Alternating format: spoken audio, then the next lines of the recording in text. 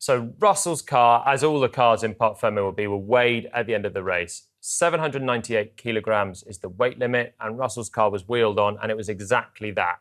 But it's got to be the weight limit with no fuel in the car. So the scrutineering team understandably assumed that Russell finished the race with fuel in the car, as he actually has to do.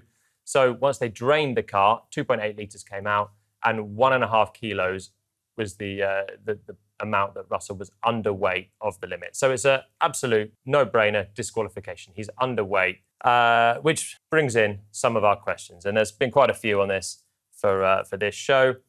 Firstly, did tyre degradation cause Russell's car to be below minimum weight? Well, you can lose weight from tyres by just running them around, especially a hard tyre that's very durable. And if we go back to our tyre graph here, you can see that George did do a lot of laps on those hard tyres. The pace was staying roughly okay, but the wear was just coming. So you're losing bits of rubber from the tyre as you're going, and this weighs something. So that does account for something for Mercedes. Typically in a race, you then take the checker flag and do an in-lap where you'd be told to collect rubber, and that is basically driving over all the marbles that you've deposited to try and put the weight back on the tyre that you've lost. In Spa, you don't do that. You take the checker flag, come round and just come back into the pit lane because the lap is too long. It would take a while to come back through.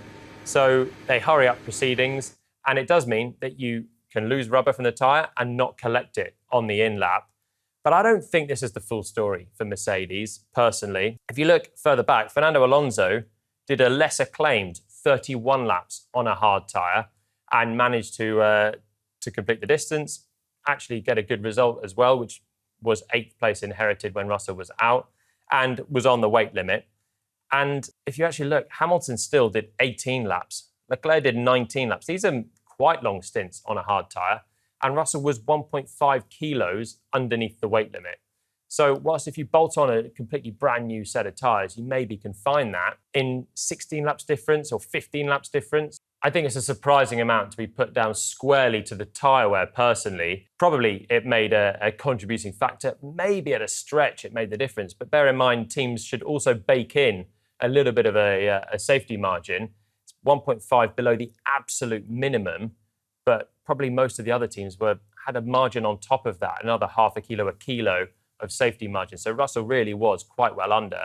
And it seems to me as if Mercedes just didn't ballast the car enough to get it to the weight limit. Maybe there's some mitigating factors. The team are looking into it, and I'm sure they're going to dig and find their own answers as to what went wrong, because clearly this is a big error that's cost a race win and a 1-2. Fortunately for Mercedes, Hamilton was behind and managed to keep the race win. But for the Constructors' Championship, there's some big points lost there. And to me, it looks like they've just not put enough weight on the car, and blaming it on a long stint on the hard tyres is maybe a bit of an easy out when other teams could do something similar and get away with it.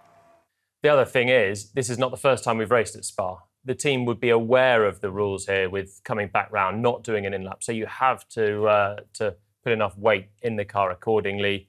And the long and short of it is, they didn't with George Russell, and the team took it on the chin. But thankfully, had Lewis Hamilton there to pick up the pieces and keep the victory. Another question that has come in is, what does 1.5 kilograms underweight mean per lap? What sort of advantage is this? Well, around Spa, it's just under 0.5 of a second per lap. So it's pretty small. In the whole of the Grand Prix, it would have given George Russell 2 seconds.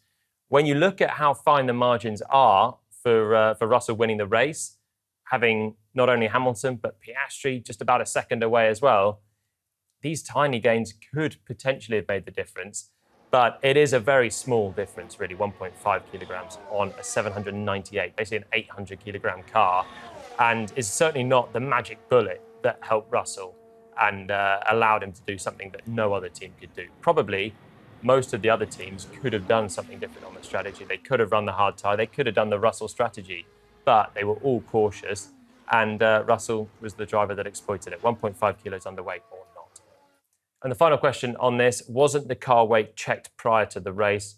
Well, actually, no. The car weight is checked after the race in Parc Fermé with the scrutineers. The teams will do their groundwork, and on Thursday get the car down to the FIA scales and make sure that it's calibrated and they know exactly where they're at with the weight. They'll then double check that after the day's running on Friday.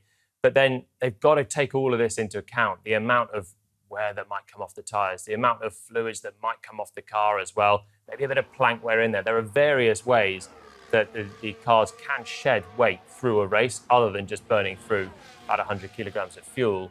So the teams have got to build in a buffer, and all of the teams, the 10 teams out there, are very accustomed to doing this, knowing what is your typical race buffers.